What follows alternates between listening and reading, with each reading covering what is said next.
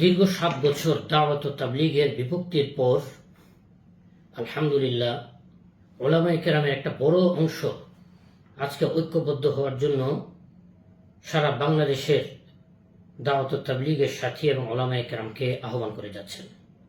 তারই ধারাবাহিকতায় আজকে যারা বিভক্তিটাকে জিয়ে রাখতে চান তাদের সাথে ওপেন বহস, ওপেন চ্যালেঞ্জের এক ঘোষণা দেওয়া হয়েছে।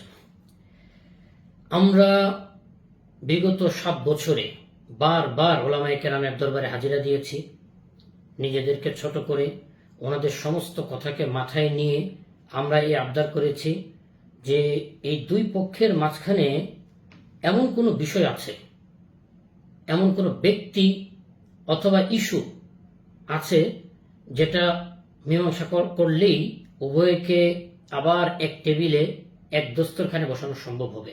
আসুন আমরা সেটা খুঁজে বের করি। কেউ সম্মত হন নাই। প্রত্যেকেই বলছেন যে এটা উলামায়ে কেরামের এজমা।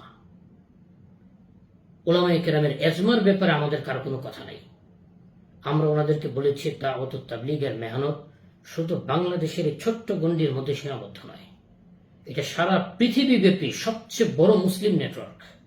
এখানে যদি এজমা করতে হয় তো সারা পৃথিবীর উলামায়ে কেরামের এজমা হতে হবে। সারা পৃথিবীতে সাদ সাহেব যাচ্ছেন, সারা পৃথিবীর উলামায়ে কেরাম তাকে ইস্তেকবাল করতেছেন, ইভেন কি মক্কা মদিনার স্থানীয় উলামায়ে কেরাম এবং আইম্মাতুল হারামের মধ্যে অনেকেই দাওয়াতের মেহনতের সাথে সম্পৃক্ত, যারা ঘরোয়াভাবে সাদ সাহেব বারাকাতুহুর সাথে মুলাকাত করেন, জামাতগুলি নুসরত করেন, তারা ওনাদেরকে মানতেছেন।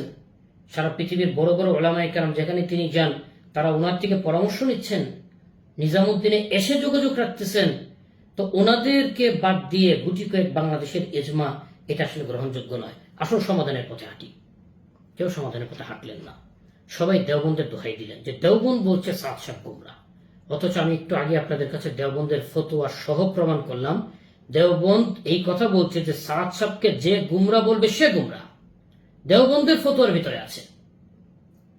অতএব যেহেতু বাংলাদেশের উলামায়ে কেরামকে আমরা কোনোভাবেই দেওবন্দের আসল হাকিকতের ব্যাপারে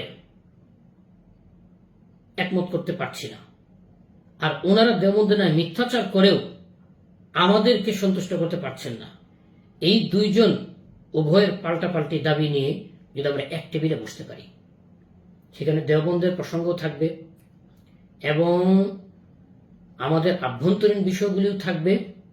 আর এই বিষয়গুলিকে নিয়ে সরাসরি কথা বলবেন দেওবন্দের মুখপাত্র আরশাদ মাদানী সাদ্দামাত বারাকাতুহুম, এবং বিচারক হিসেবে আরো একজন থাকবেন মুফতি তাকি উসমানী সাদ্দামাত বারাকাতুহুম।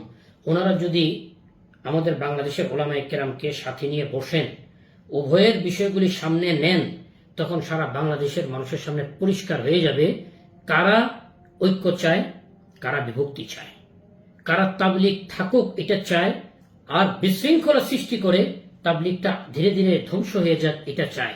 এই বিষয়টা পরিষ্কার হয়ে যাবে।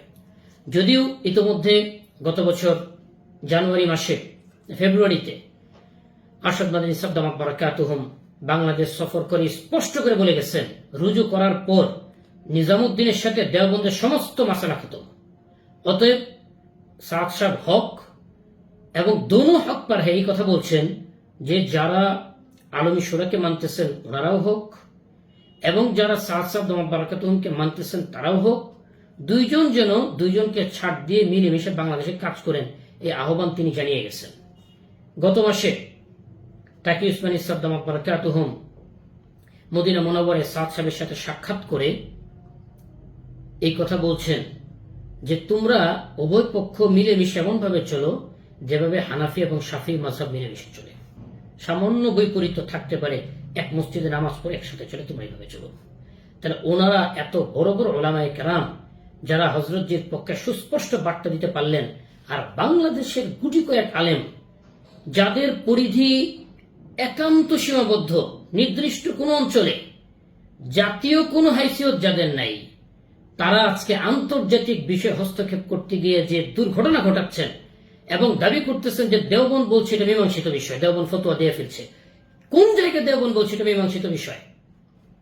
এই বিষয়টা নিয়ে আমরা উভয় পক্ষের যুক্তি, তর্ক, আপত্তি এবং আরো যা যা বিষয় আছে সবকিছুকে নিয়ে বসার জন্য আজকের এই বহসের আহ্বান করা হয়েছে। ওপেন চ্যালেঞ্জের আহ্বান করা হয়েছে 7টি শর্তে। বিচারক হিসেবে আরশাদ মাদানী সাহেব এবং মুফতি তাকি উসমানী সাহেব উপস্থিত থাকবেন এবং এটা জাতীয় মসজিদ বাইতুল মুকাররম প্রাঙ্গণে হবে। নির্দিষ্ট ব্যক্তিবর্গ দুই পক্ষ থেকেই থাকবেন। নির্দিষ্ট বিষয়ের উপরে আলোচনা হবে এবং সেখানে প্রশাসনিক এবং আইন শৃঙ্খলা বাহিনীর প্রতিনিধিরা থাকবেন। আর আলোচনা শেষে ইন্ডিয়া এবং পাকিস্তানের শ্রেষ্ঠ ওলামায়ে কেরাম যে বিচার বা চূড়ান্ত ফয়সালা করবেন সেটাকেই চূড়ান্ত হিসেবে সকলের মেনে নিতে হবে। এই শর্তাবলীর ভিত্তিতে আজকের এই বহস আহ্বান করা হয়েছে। তাই আমরা বলবো, শাক দিয়ে মাছ ঢাকার চেষ্টা আর নয়। আর উম্মতকে দেওবন্দ অথবা অন্য কোনো প্রতিষ্ঠানের নামে গুমরাহি করার সুযোগ আর নয়। এবার আসুন, সাহস থাকলে বসুন, আলোচনা করুন, মীমাংসার পথে হাঁটুন, সংঘাতকে এড়িয়ে চলুন। দেশ এবং জাতির এই সর্বনাশ আপনারা করবেন না, যে সর্বনাশের পরিকল্পনা দিন দিন আপনারা করতেছেন এবং গত 5 তারিখে সেটা নতুনভাবে আপনারা সেটার বীজ বপন করে দিয়ে গেছেন। আমরা বাংলাদেশে এই বীজ অঙ্কুরিত হতে দেব না ইনশাআল্লাহ। অতএব সকলের নিকট আহ্বান, চলুন শান্তির পথে হাঁটি, মীমাংসার পথে হাঁটি। ওয়াসসুলহু খাইর, মীমাংসা উত্তম। মীমাংসার জন্য দুই পক্ষকে বসতে হবে, বিচারককে সামনে নিয়ে, আল্লাহকে হাজির জেনে, আখেরাতের প্রস্তুতি হিসেবে। তাই আমি অনুরোধ করব, আর কোনো গড়িমসি নয়, আর কোনো কথাবার্তা বলে এদিক সেদিক নয়। আসুন আমরা এক টেবিলে, এক জায়গায় একত্রিত হয়ে উম্মতকে এই কঠিন পরিণতি থেকে হেফাজত করি, রক্ষা করি। আল্লাহ আমাদের সবাইকে তৌফিক নসিব করুন।